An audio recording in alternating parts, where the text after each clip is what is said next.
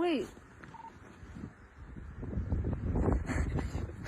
Wait, I'm actually so confused. I'm scared. There's another one right there. I'm staying with her. I don't care about what your dad says.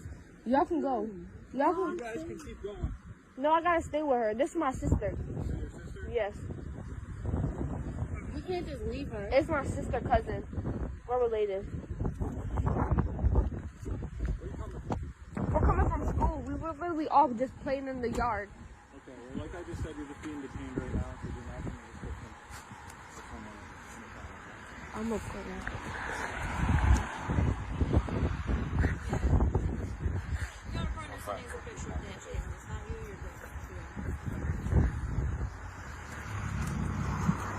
So we're wearing the exact same thing you're wearing.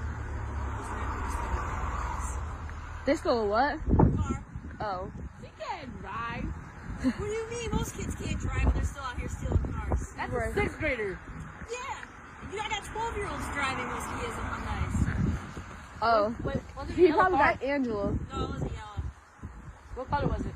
Black. Oh. It was, What type of car was it?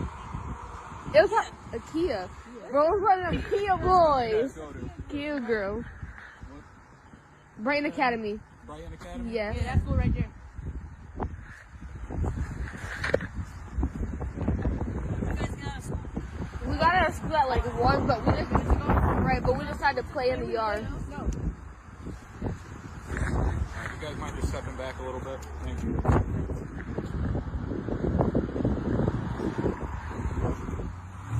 And he's looking at us like it's probably him calling the pussies.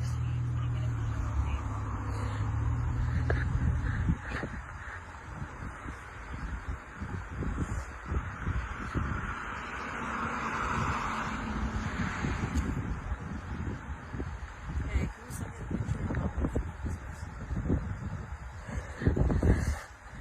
She was wearing a pink jacket, pink cargo pants. I mean, Pink Those jacket, are pink. camo pants. Pink check, exact same description. Yeah. So, you know. but did they say she had a bow in her hair? Yeah, I don't know. They're sending me a picture. So as soon as I get a picture, and if it's not her, they'll send You stole a car? You was with me the whole time. Okay, but We was on a whole field trip. How could we steal a car? How long have you guys been walking around together? 30 minutes. 30 minutes? Like, as soon as we got out of school, we all just come in, hang out, and like, we'll play in the fields. Look, you can Like, go over, if you go around the corner, like right over there, you can see where we was playing in the snow at. you'll see like footsteps and snowmans and stuff. Snowman. Snowmans. Snowman. Yes. We didn't make no dang snowman. Girl, you gonna tell me this ain't you? Let me see. I ain't have to say shoes on that thing. That's not her. That's not her. Let me see. And she light-skinned it. Let me light skin. Let me see her. That's really not her. I didn't even see the picture. Hold on. Back up, y'all. Yeah, we need back up. Thank you. Wait. This is crazy. Is it okay if we throw snow at her? I live around the corner. I live out literally down the street. Yes, my sister cousin. I call her my sister cousin because we're cousins, but we grew up around each other like all the time. So I call her my sister cousin. Alright. This is like, she like us with cousins. Right. I'm pretty sure because I'm just one older brother. And that's my best friend. Who are younger?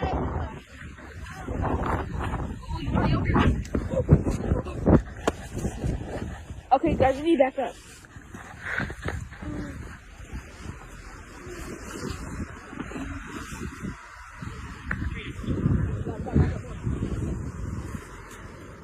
Back up more. Jen, leave me alone before you're younger at me. I'll get cuffed on you too. I'm saying You can't cuff and throw snow at you. Look at you. bro, there's 3 cops. 1, 2, 3. He's about to pull up right here. See, now he's blocking us. I feel like this is racism. It's not her. I promise. We have. That's not her. Wait, can I get her phone or something? Everything's gonna be okay. I know. Let me get her phone. What's her password? Here, we're gonna keep it Wait, with her so that's- she can call her parents. Okay? No, I'm gonna call her mom for her. What's your No, we're password? gonna keep it with her so she can call her parents. Her Alright? mom's not gonna want it. Wait. Control 23912. What's your password? You're gonna lie and tell me that's not you. I promise you. Look at her shoes on great. Her shoes do not have no paper on it. You can't see. Listen, it is what it is. Zero If you're nine. honest, it'll make it easy. 0920 0920.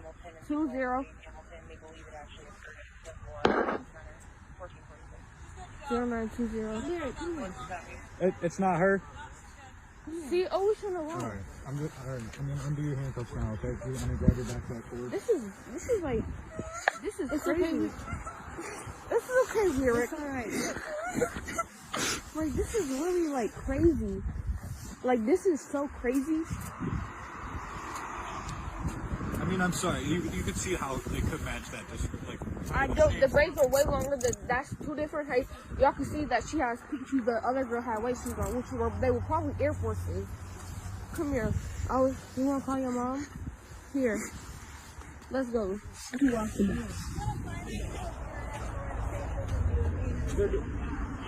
are twins, alright? They're not. If it is you, light it well today. This girl's got hair down to her ass, that's what, like, otherwise, like, those pants, I just watched the video, like, you guys are all, like, identical. It's fun. Okay, let's go, guys. That's racism. They don't get the shit from that. You can obviously say it's not her. Come here.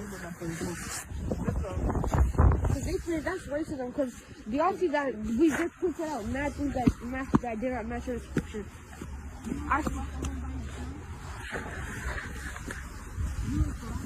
No, she was by Kurt. I was just recording that whole thing. That's racism. We just seen the picture. Oh, I'm tired of this place. Oh, come on.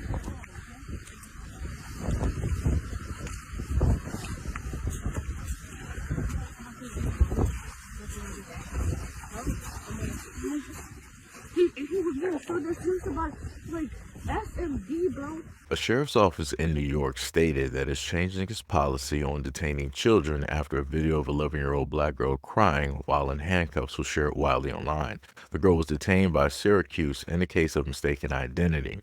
She was stopped and handcuffed on Monday because deputies thought she matched the description of a suspect in a car theft and was wearing the exact same clothing as the suspect. In the video, which was taken by another girl who stated that she was the 11-year-old's cousin. The girl is seen bursting into tears after denying that she is the girl in the photo taken from officers' dashcam footage of the occupants fleeing the stolen Kia several blocks away. The sheriff's office stated that deputies were responding to a stolen gray Kia and followed it until it stopped and all four occupants fled on foot. A 14-year-old was taken into custody and two other males matching the description of the occupants were spotted nearby. Deputies also spotted the 11-year-old girl and stated that she matched the description of the fourth occupant of the car. She'd been walking home from school with friends and relatives. The children with her told deputies. The girl was detained without force. The sheriff's office stated and that she was handcuffed for a total of 7 minutes while the deputies communicated with other deputies and compared her to dash cam footage of the suspect of the stolen car. Quote, upon detainment, deputies diligently tried to quickly compare the juvenile with video evidence obtained by the dash cam. In the comparison, it was clear that the detained juvenile was not the suspect we were seeking, and she was immediately released. Also stating that she was ruled out as a suspect based off of the camo pattern of the pants, the grain of the puffy jacket, the length of hair, and the complexion differences.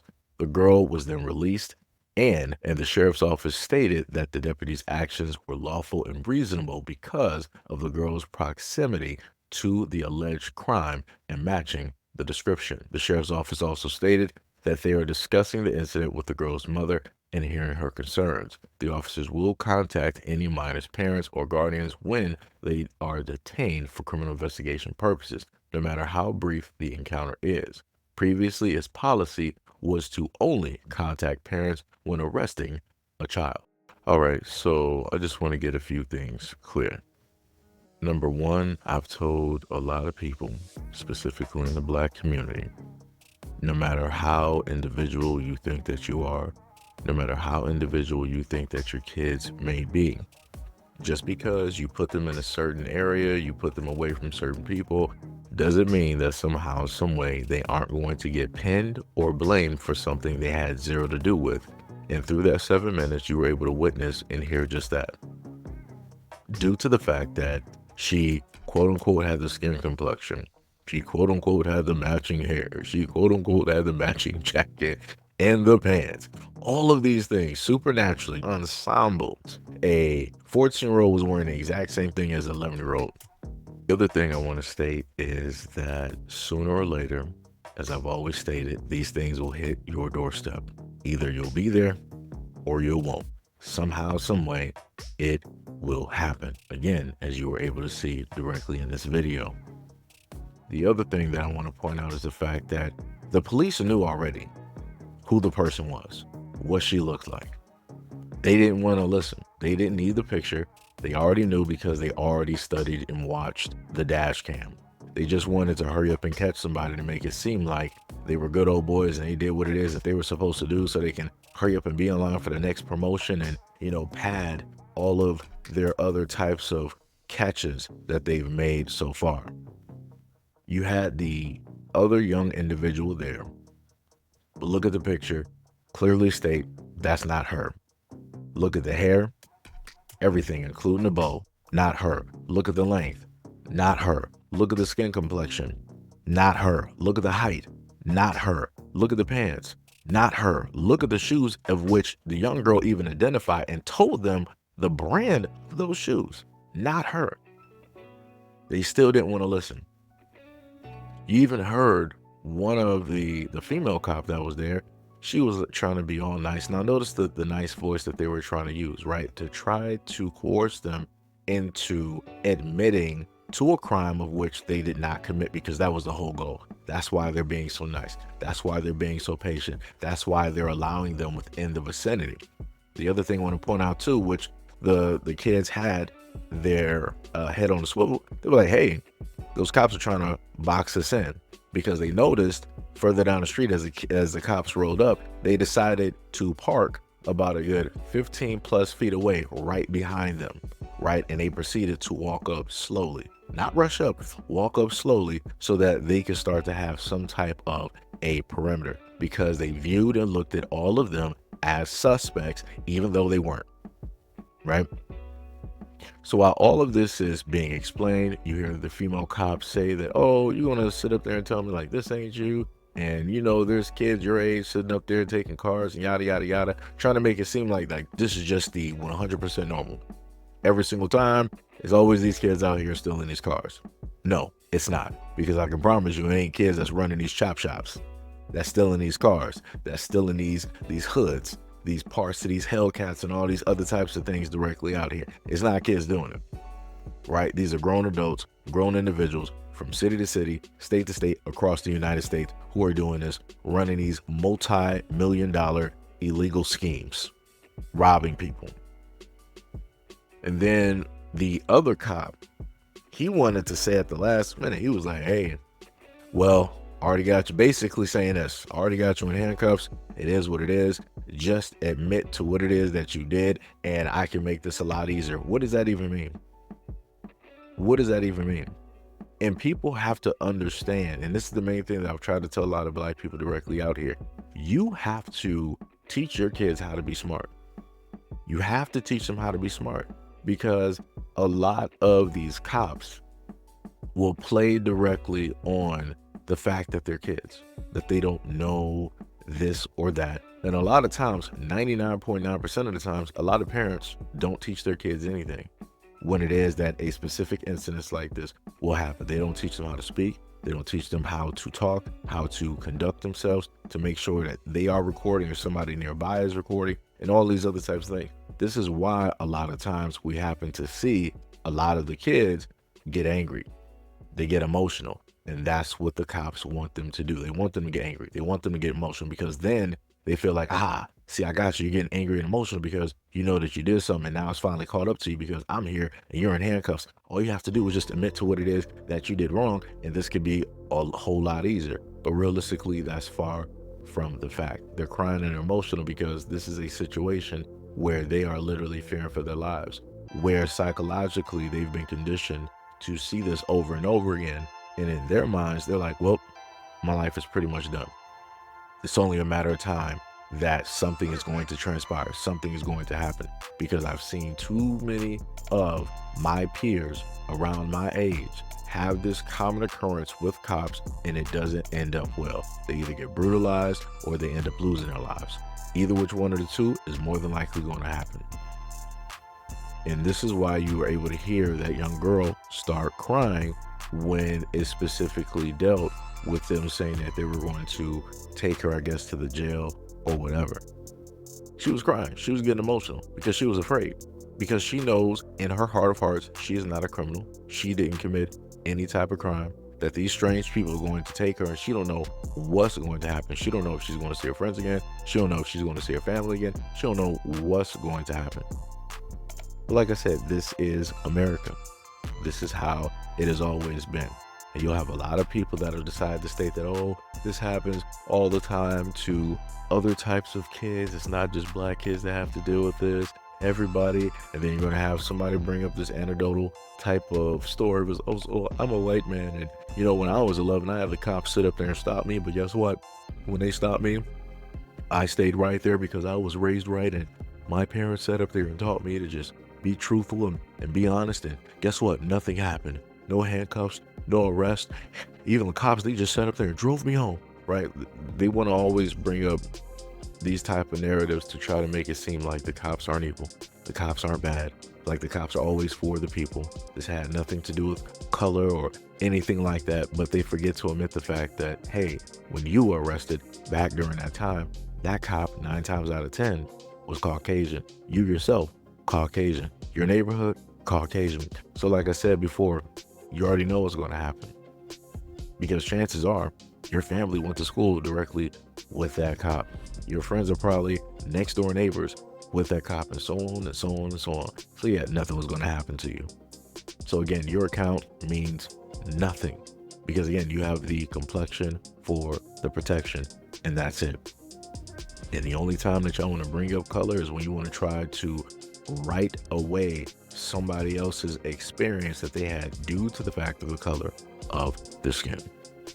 But again, folks, this is America, and I need a lot of parents out here to be wiser and to start raising their kids with a sense of awareness for these types of situations, and also have and make them understand that even though they may be raised correctly and right, other people's kids aren't. And because those other people's kids aren't, they could be potentially blamed for a crime that they did not commit. But anyways, let me know what you guys think about this video and everything that I stated in the comment description below. And as always, peace, love, and stay tuned for the next video.